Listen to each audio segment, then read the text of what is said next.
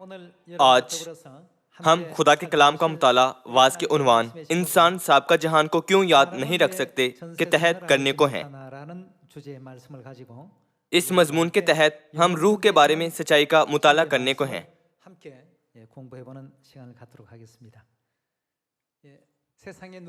اس دنیا کے لوگ چاہے کچھ بھی کہیں، ہم خدا کے فرزند ہیں۔ آج ہم مطالعہ کرنے کو ہیں کہ انسان سابقہ جہان کو کیوں یاد نہیں رکھ سکتے۔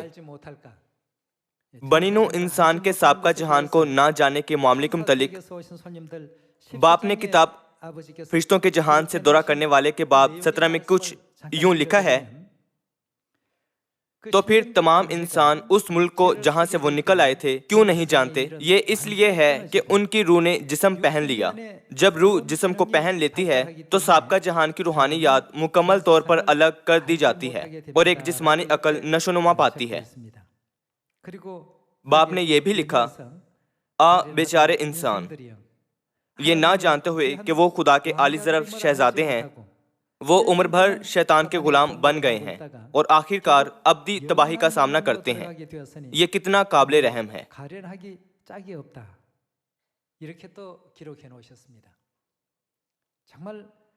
اگر ہم گہرائی سے اس کا احساس نہ کریں کہ ہم آسمان کی بادشاہی میں اعلی ظرف شہزادے اور شہزادیاں تھے،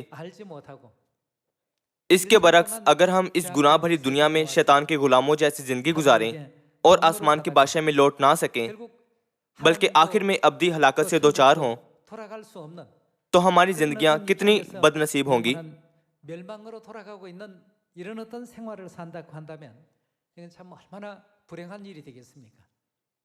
تاہم ہم باپ اور ماں کے فضل میں بلائے گئے اور سیون کی جانب لوٹ آئے ہیں، اور اب ہم اپنے بھائیوں اور بہنوں کا انتظار کر رہے ہیں جو مستقبل میں سیون کی جانب لوٹ آئیں گے۔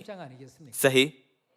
اگر ہم اپنی روحوں کے معاملے کو نہ سمجھیں تو ہم ہرگز اس سوال کا جواب حاصل کرنے کے قابل نہ ہوں گے کہ اس زمین پر رہتے ہوئے ہمیں کیا کرنا چاہیے۔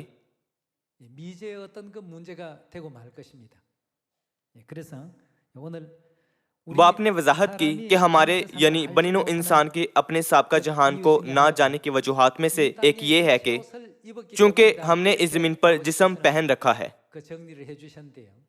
دراصل ہم آسمان کی بادشاہی میں کیا تھے؟ ہم فرشتے تھے جنہوں نے آسمان کی بادشاہی میں گناہ کیا تھا۔ ہمیں ان فرشتوں کے طور پر جنہوں نے گناہ کیا تھا اس زمین پر یعنی پناہ کے شہر میں گرا دیا گیا۔ صحیح؟ اگر ہم ان آسمانی چیزوں کے بارے میں نہیں جانتے ہیں تو ہمیں پہلے زمینی چیزوں کو جاننے کی ضرورت ہے جن کے ذریعے ہم آسمانی چیزوں کا اندازہ لگا سکتے ہیں۔ اس زمین پر جب کوئی جرم کرتا ہے تو اس کے ساتھ کیا ہوتا ہے؟ اسے الگ کیا جاتا اور حوالات میں بند کیا جاتا ہے۔ صحیح؟ جیسے ہی اسے حوالات میں قید کیا جاتا ہے تو اس کی آزادی کے ساتھ کیا واقعہ ہوتا ہے؟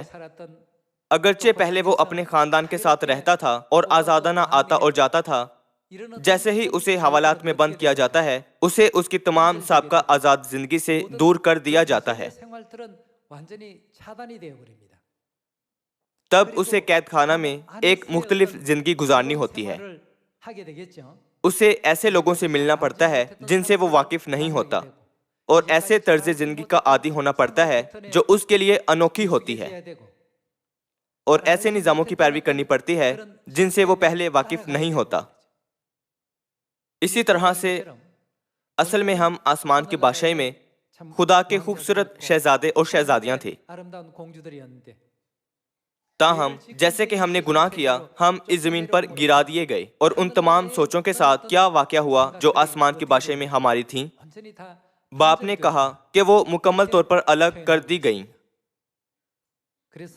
اسی وجہ سے لوگوں کے اس زمین پر آنے کے بعد لوگ صرف زمینی نظاموں سے اسیر کیے جاتے ہیں،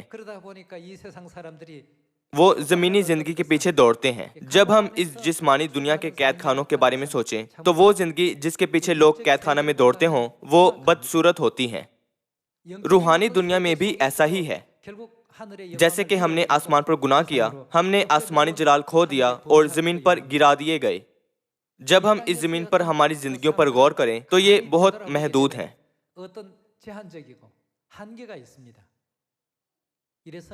खुदा के फर्जंद भूल गए हैं कि वो आसमान की बादशाही में आली कदर रुतबों पर फाइज थे, और अब वो शैतान के जरिए चलाए जाने वाले निज़ामों में शैतान के गुलामों के तौर पर जिंदगी गुजार रहे हैं। इसीलिए बाप ने दुख महसूस किया और बख्शा कि हम इस मामले को उनकी किताब फरिश्तों के जहान से दौरा करने वाले के जरिए समझें। बाप की किताब तमाम सवालात के जवाब देती है। इस जमीन पर क्यों हमें खुदा के कवानीन, आइन और शरीयत मानने की जरूरत है, क्यों हमें खुदा के कलमात की फरमाबरदारी करने की जरूरत है, और क्यों हमें मेहनत से लोगों पर उजागर करने की कोशिश करनी चाहिए जिन्होंने अभी तक सच्चाई को गहराई से नहीं समझा है। अगर हम समझ जाएं कि असल में हम कौन हैं,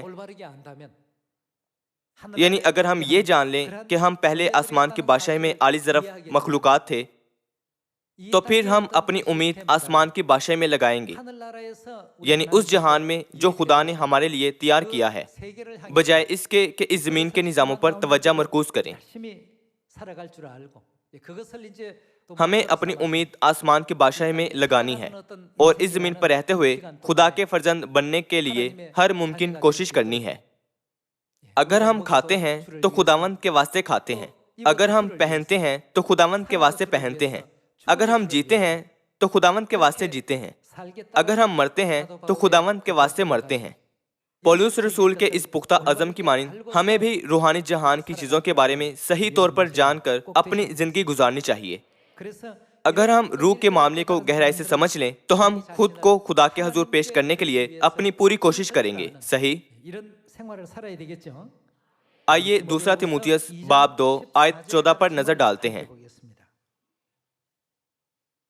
ये बातें उन्हें याद दिला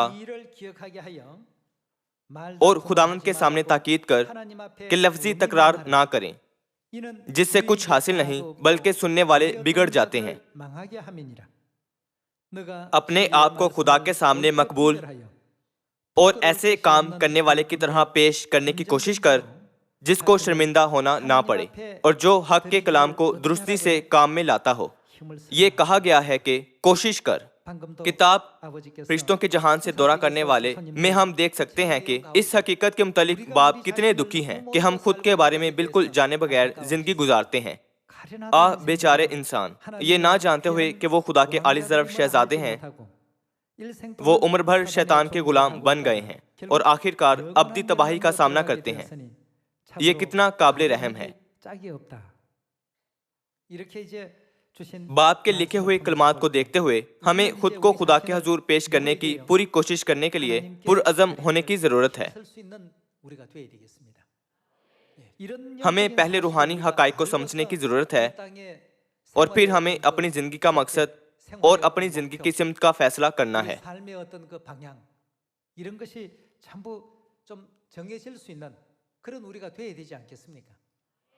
हत्ता कि अगर हम इस दुनिया में शोहरत और दौलत भी हासिल कर लें और लोगों के दरमियान मशहूर हो जाएं, वो हमेशा की ज़िंदगी की जानिब ले जाने का ज़रिया नहीं बन सकते।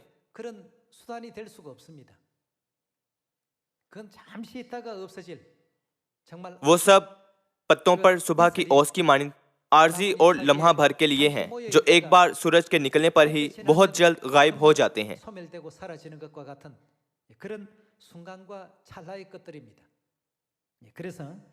यही वजह है कि हमारे खुदा हमसे चाहते हैं कि हम इस दुनिया से बुलंद जहान की चीजों के मुश्ताक रहें, ना कि उन चीजों के जिनका पीछा दुनियावी लोग करते हैं और जो इस गुनाह भरी दुनिया के निजामों के मुताबिक वो चाहते हैं।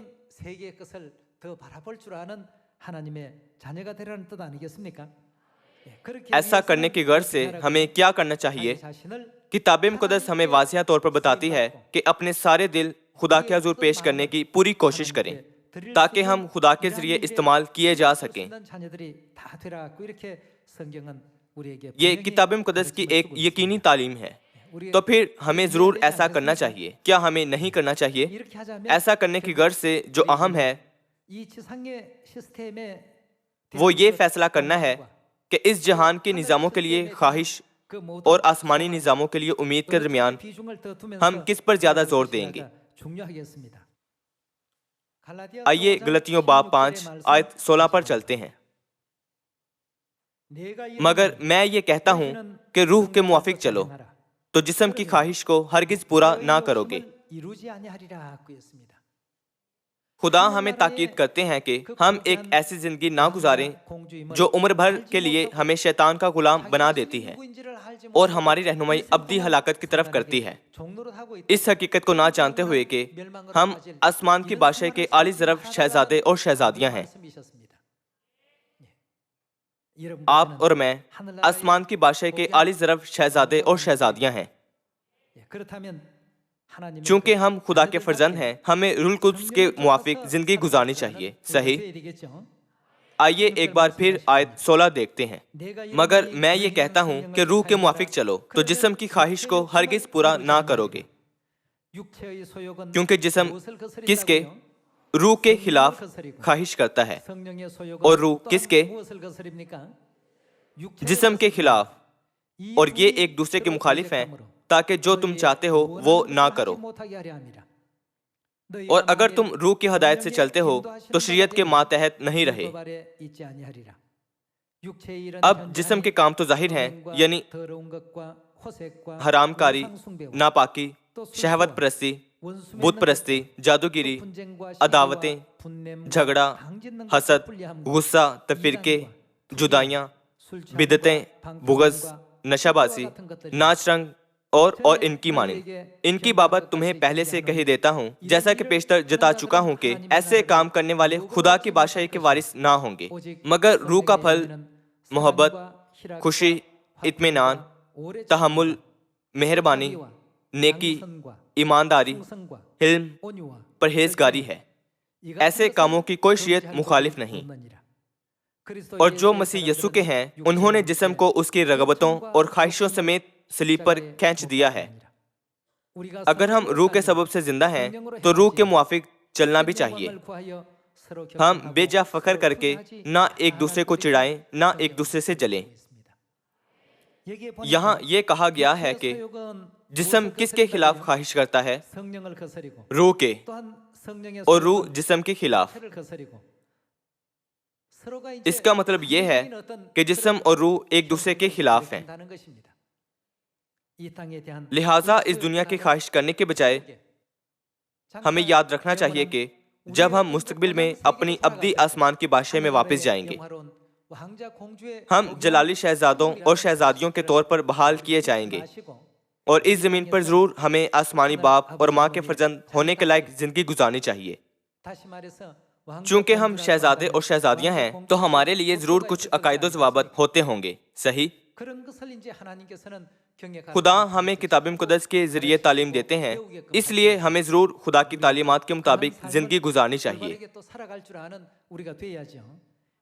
फर्ज करें कि आपने शैतान के गुलामों के तौर पर उसके इख्तियार में जिंदगी गुजारी और अपनी तमाम जिंदगी जाया कर दी, और आखिर में जब आप खुदा की अदालत के तख्त के सामने खड़े हैं तो आप माजी में अपने किए हुए सब कामों पर यह सोचकर पछताते हैं कि क्यों मैंने अपनी जिंदगी इस तरह से गुजारी, और खुदा के सामने ये मिन्नत करते हैं, ऐ खुदा, अगर आप मुझे एक और मौका दें तो मैं वाकई दुरुस्त जिंदगी गुजार कर वापस आऊंगा।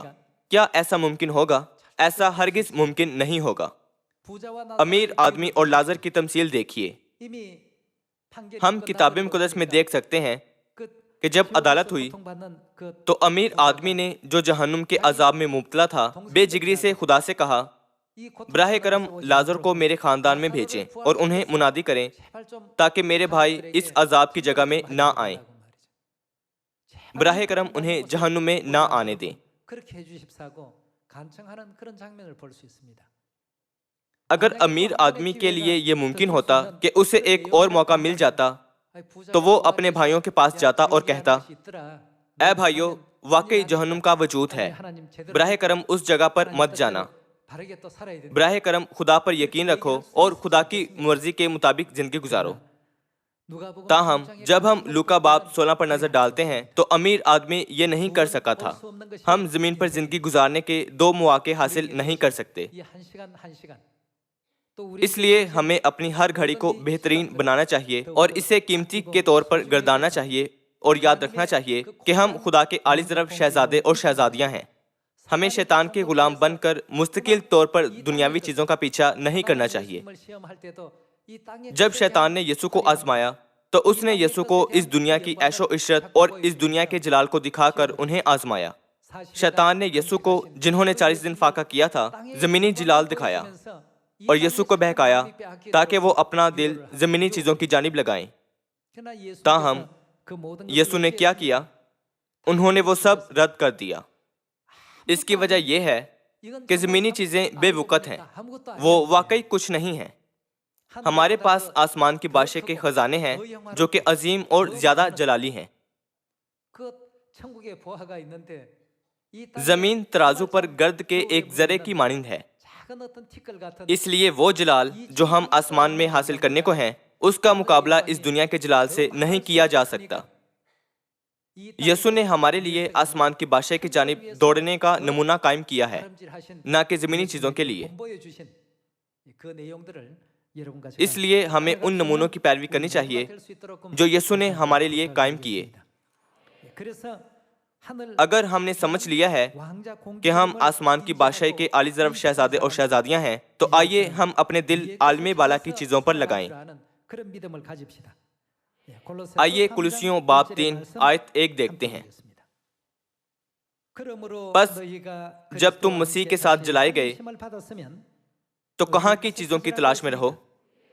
जब तुम जलाए गए हो, इससे ये मुराद है जब तुम नए सिरे से पैदा किए गए हो, तो आलमे बाला की चीजों की तलाश में रहो। आलमे बाला की चीजों से मुराद आसमानी चीजें हैं। अपने दिलों को हमारे आसमानी घर की चीजों की जानिब लगाओ, जहां मसीह मौजूद है और खुदा की दाहिनी तरफ बैठा है। आलमे बाला की चीजों के ख्याल में रहो, ना कि जमीन पर की चीजों के। हमारी कहकशा में जिससे हमारा ताल्लुक है, जमीन की जिसामत बहुत छोटी, बहुत नन्ही सी है। मैं हमेशा ये बात करता हूँ कि सितारे जैसे कि सिफियाई, जो कि जमीन से करोड़ों गुना बड़ा है, और हमारी कहकशा में इस सितारे जैसे 2 खरब सितारे हैं। इससे बढ़कर साइंसदान कहते हैं कि 2 खरब कहकशाएं हैं। 2 खरब को 2 खरब से ज़रब दें तो कितना होगा? ये लामतनाही है। इसका शुमार करना नामुमकिन है। हमारा सांस फूल जाएगा। जब आप महज सितारों की तादाद पर ही नजर डालें तो हम देख सकते हैं कि आसमान की बादशाही कितनी ज्यादा बड़ी है, जहां हम मुस्तकबिल में जाएंगे। और हमारे बाप और माँ ने कहा कि जब हम अपने आसमानी घर में जाएं तो हम कायनात का सफर करेंगे। आप सब ने किताब फरिश्तों के जहान से दौरा करने वाले से ये सब सीखा है, सही? हम लामहदूद कायनात में सफर करेंगे। ये उम्मीद रखते हुए हमें हमेशा ये याद रखना चाहिए कि हम आसमान की बादशाही से आने वाले शहजादे और शहजादियां हैं। माजी में हमने गलती की और गुनाह किया, और हम इस जमीन पर गुनाहगार रूहों के तौर पर, यानी गुनाहगार फरिश्तों के तौर पर नीचे फेंक दिए गए थे। अब हमें तौबा करनी है और अपने असल मुकाम पर लौटना है। आइए बाब 3 आयत 1 से जारी रखते हैं। बस जब तुम मसीह के साथ जलाए गए तो आलमे बाला की चीजों की तलाश में रहो, जहां मसीह मौजूद है और खुदा की दाहिनी तरफ बैठा है। आलमे बाला की चीजों के ख्याल में रहो, ना कि जमीन पर की चीजों के, क्योंकि तुम मर गए और तुम्हारी जिंदगी मसीह के साथ खुदा में पोशीदा है। जब मसीह जो हमारी जिंदगी है जाहिर किया जाएगा तो तुम भी, क्या तुम भी उसके साथ जलाल में जाहिर किए जाओगे। हम उस लम्हे का इंतजार कर रहे हैं जब हम जलाल में जाहिर होंगे।